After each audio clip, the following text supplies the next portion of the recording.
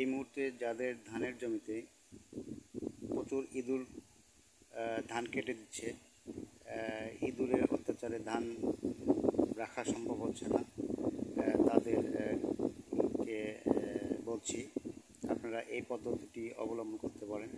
এটি একটি খুবই ভালো একটি পদ্ধতি, সিনজেন্টা কোম্পানির লানিরেট। এটা ইঁদুর খায় এবং প্রচুর ইঁদুর খায় এবং মারা যায়। এই পদ্ধতিটি দিলে বেশ কিছু উপকার আছে। সেটি হলো এটি দীর্ঘদিন জমিতে থাকে।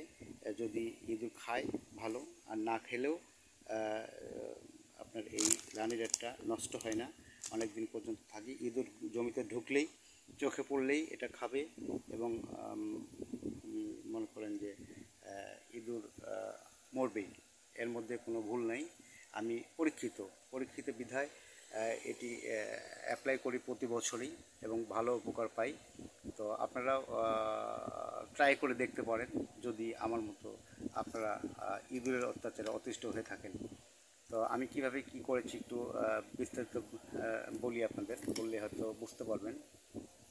এই লানিরেট, এক প্যাকেট লানিরেট মাত্র 50 টাকা দাম।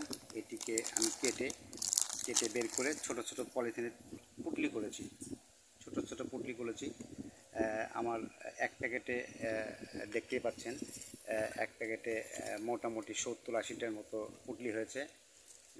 প্রতিটা পুটলি ধানের জমির চারো আলে উপরে আমি এভাবে একটা একটি করে বসিয়ে দেব।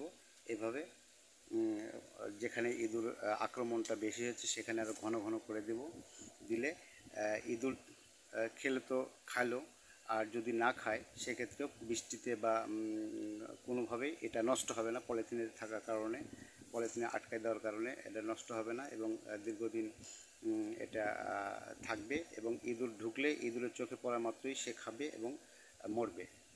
তো আপনারা দেখবেন এটা ট্রাই করে। এটা খুব সুন্দর। পাটখড়ির সঙ্গে আমি 5-6 ইঞ্চি লম্বা করে পাটখড়ি নিয়েছি, নিয়ে এই পর্যন্ত মাটির মধ্যে আমি ধান খেতে পুঁতে দেওয়ার পর এভাবে ঘন ঘন দেওয়ার পর দেখা যাবে যে 2-3 দিনের মধ্যে ইঁদুর ধ্বংস হয়ে যাবে, নিধন হয়ে যাবে ইনশাআল্লাহ। তো আপনারা অ্যাপ্লাই করে যদি ভালো উপকার পান অবশ্যই আমাকে জানাবেন। ধন্যবাদ সবাইকে।